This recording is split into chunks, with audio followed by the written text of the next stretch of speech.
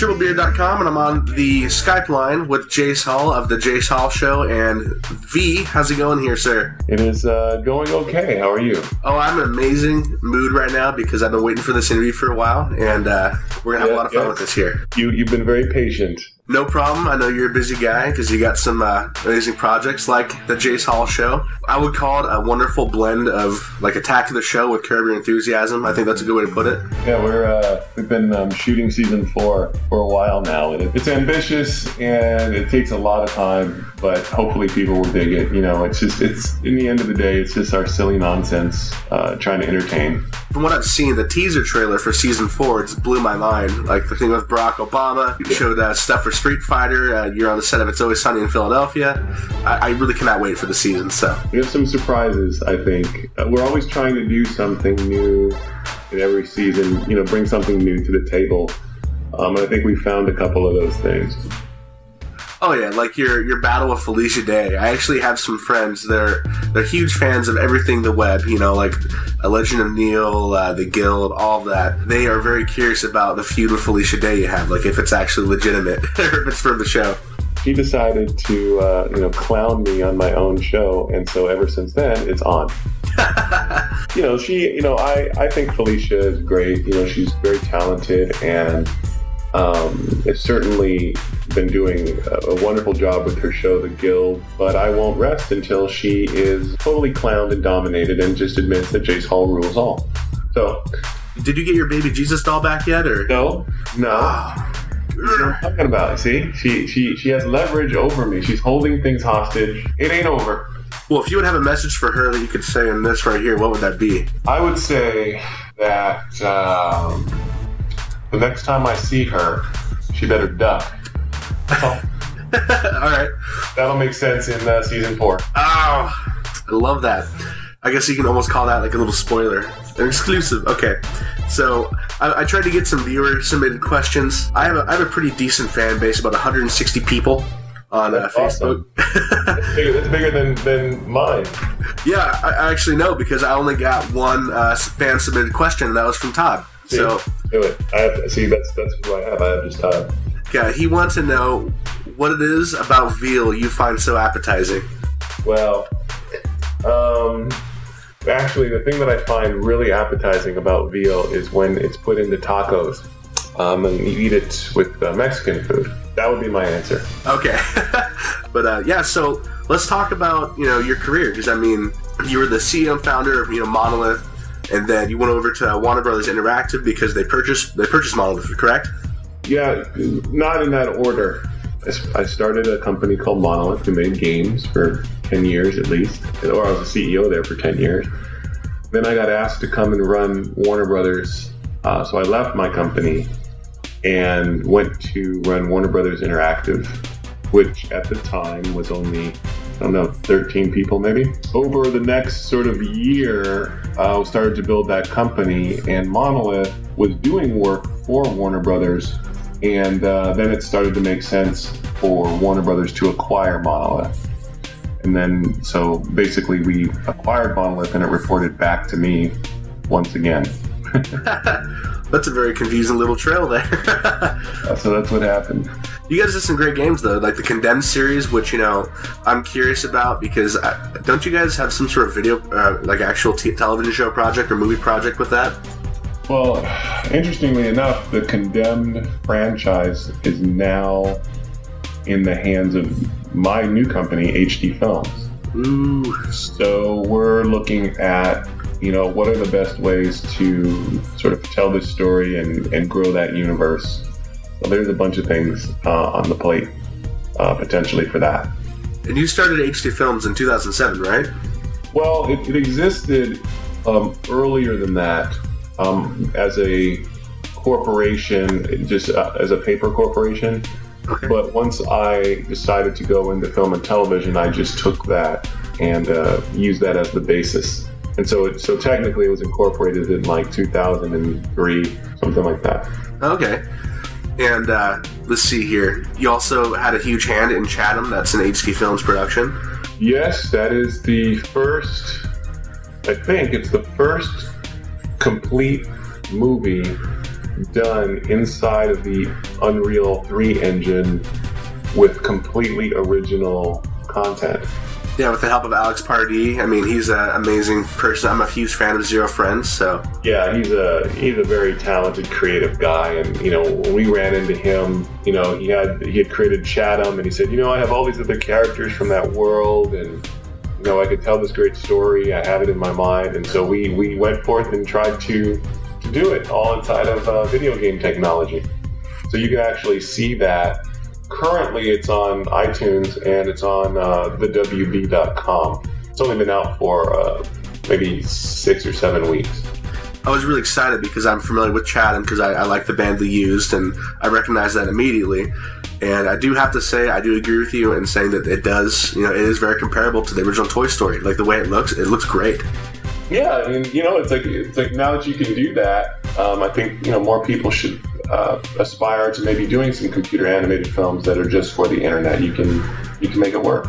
Well, I think anything for just the internet is actually a great leap and bound over, you know, it's the evolution. That's where entertainment's going, you know. Well, you know, I'm a big believer in letting people have what they want, when they want, where they want it, how they want it. So, you know, you're either in the camp of trying to control the content people see and when and how and where, or you're in the camp of letting it be wherever it is that they want, just trying to make the best content you can for it. I'm a big believer of that as well. I'm actually right now, I'm writing a web series myself that I'll be starring in. Probably by October we'll have the first episode done. It's called What Apocalypse? It's about 3 extremely idiotic alcoholics who all they do is sit around. Wait. I'm sorry? You said it's called Butt Apocalypse?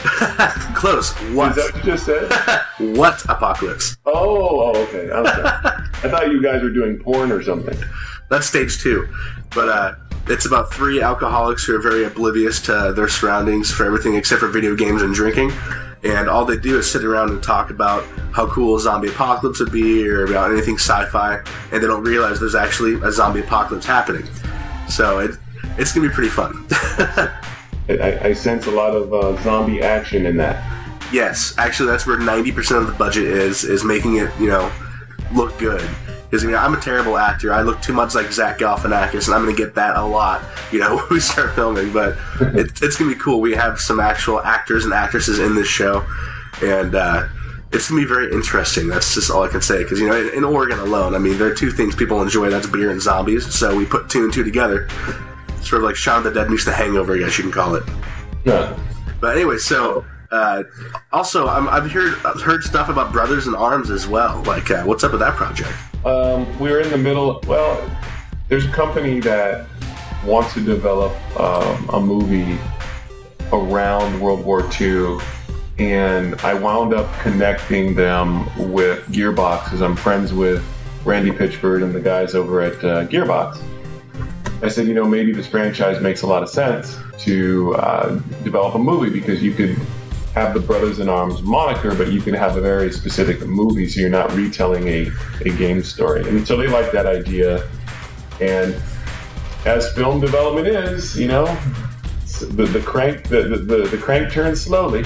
Yes, that's very true. I've had the opportunity to work on a few films, and I remember I worked on one I completely forgot was even done because it took them 2 years to release it. So, yeah, it takes a long time to. The movie business is a very, very different business than television or video games. So, just the whole rhyme and reason and process there is there's a fair amount of unpredictability.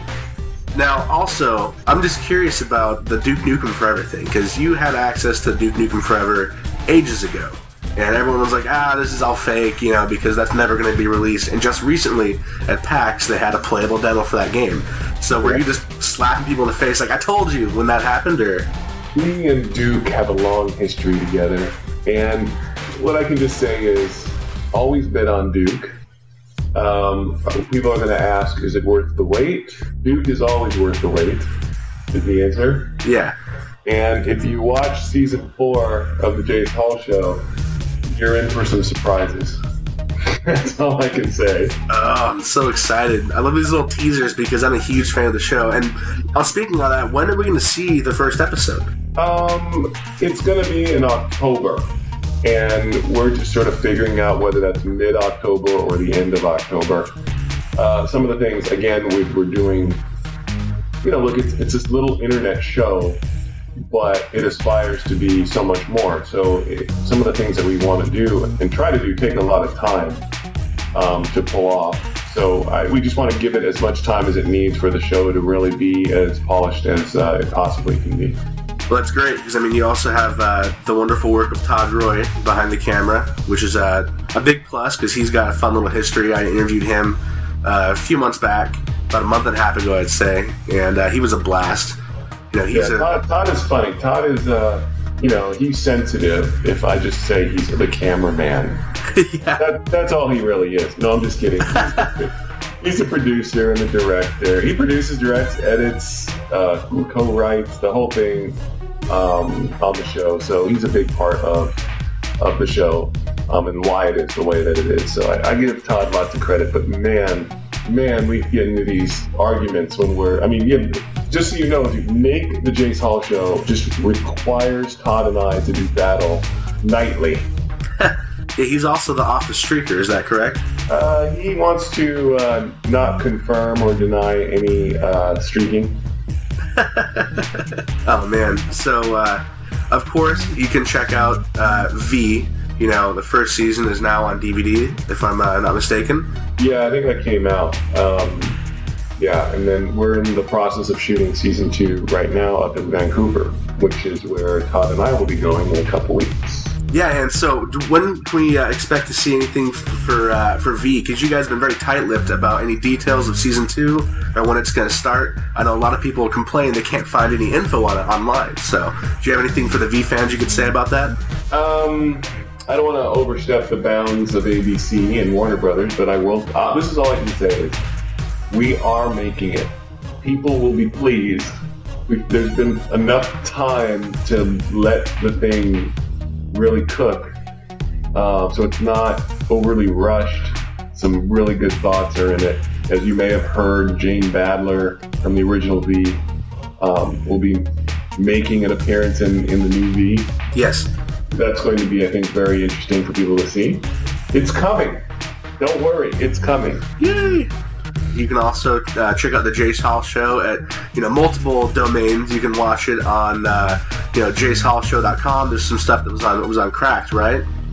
Yeah, well, for the launch of season 4, one of the things we're trying to do here is recutting all of season 1 and season 2, getting all of the episodes, and then making them available in as many destinations as possible all at once simultaneously. So that way it's really easy to find, because wherever you normally go to look for video, it will be there. You'll also be able to download it and take it home or put it on your iPod or whatever, because we're going to make that available as well. And we're getting ready to launch on October 1st the Street Fighter music video, the Jace Hall Show Street Fighter music video is coming. It'll launch on IGN first, and then it'll come out everywhere else on October 5th. Hopefully people will dig it, and then from there, I think we may be moving into Mortal Kombat. Ooh, awesome. And do you have any final words you want to say to anyone that's listening to this, the whole 6 people? Yes. Number 1, Todd has unusually large pectoral muscles. So when you see him, just make note of that. He actually doesn't do any chest exercises. He just has huge pecs. He does push-ups and there's like thunderclaps. And well, I'm sure he'll be very happy to hear about that with his big ham hocks in his chest. So yes, that's exactly. You're on it. Todd's pecs are huge. Wow, that's beautiful. All right, well, thank you very much for hanging out with me here, and everyone look forward to season 4 of the Jace Hall Show and season 2 of V. You're here. Okay, well, thank you very much, Jace. You have yourself a nice day. All right, you too, man. All right, bye-bye. Bye.